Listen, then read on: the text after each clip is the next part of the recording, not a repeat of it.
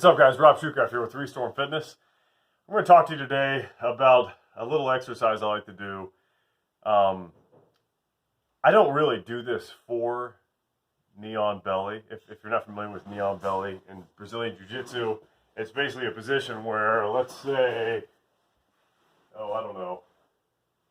Let's say this blanket here is some dude, and I got him on the ground, and I'm doing control back here, where my knee is on his belly. It's not neon belly, although I do like to call it that. I wish it was called that, neon. And you're just driving in, you're trying to control them, and it's a very, very, very uncomfortable position, as you might imagine. So anyways, this exercise, while it's not specifically for creating a resilient belly for knees to live there, it is, I have found, because I do it all the time, I mainly do it because, my back gets tight when I'm doing deadlifts and squats and things like that. Also, it kind of helps me relax. It's called a gut smash. I learned about the gut smash from I think Kelly Starrett originally in the Supple Leopard book. He talks a lot about it. He uses like kettlebells and stuff too, which you could do if you wanted to. And Jill Miller is another one. She's got a lot of products out there for gut smashing, although I think she calls it something nicer.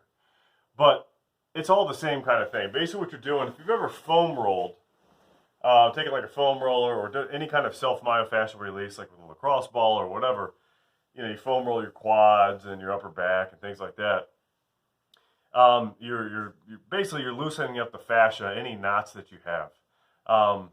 And what that does, this is a little bit anecdotal, but I found what it does, first of all, it helps you move better. Just kind of, what I mean by that is if there are restrictions caused by fascial adhesions, it helps loosen those up and therefore you move better, typically. But a lot of people neglect the gut. So, you got your, I don't mean to give like an anatomy lesson here, but you got your rectus abdominis, which is like your six-pack muscles. You got your outer obliques, and then you have all the crap underneath that. So everything from your transverse abdominis, which is like a deep, basically like the support for your whole core. You have your diaphragm as well. Like all that stuff could be affected by a knee, and it gets real tight and uncomfortable. And this doesn't exactly make it a pleasurable experience, but I found that, and it might just be because it might just be one of those things where I'm just used to rolling on this ball all the time. So when I have some giant smashing me, it's not that bad, and it still sucks because they're also trying to choke you.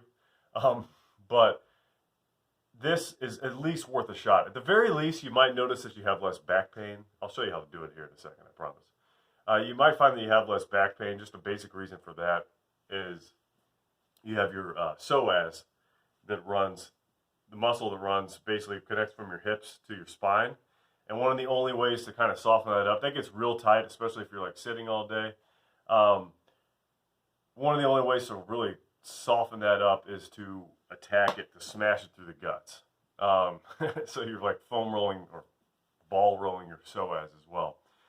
So like I said, at the very least, you might find that it relaxes you. I do it before bed a lot. You might find you have a little less back pain. But also, as a nice side effect, you might find that neon bellies are just a little more tolerable. Although this does suck in its own right. So let me show you. There's a few different ways to go about it. I'll show you just a couple basic techniques, if you will. One thing that they all require is melting. I think that's a Joe Miller term. Melting into the ball.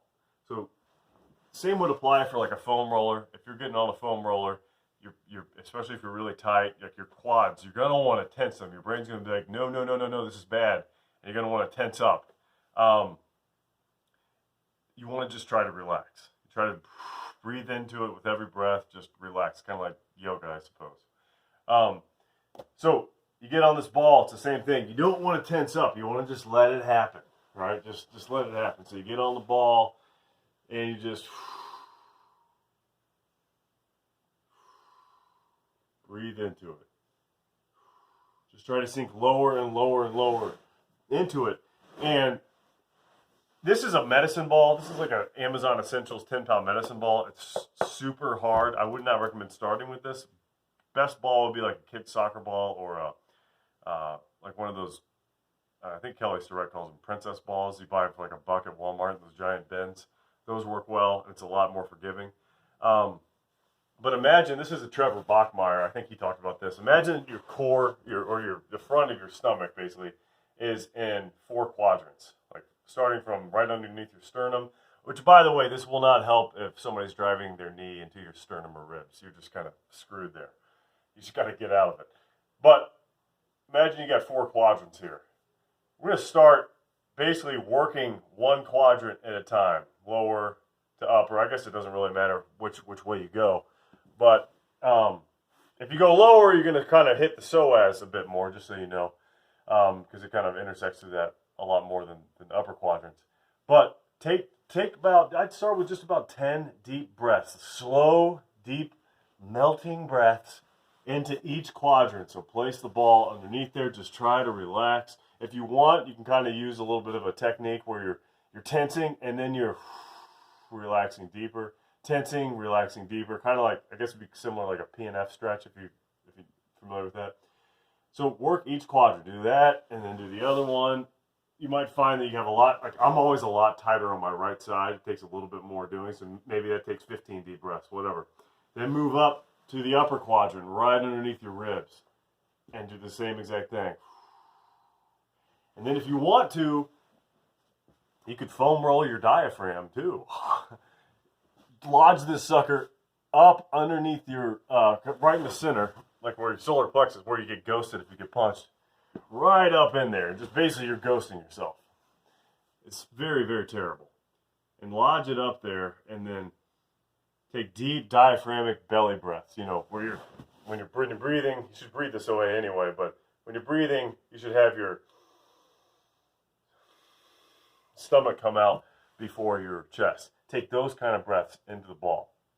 And again, camp out there for just start like 10, either like a minute or 10 deep breaths, however you want to do it.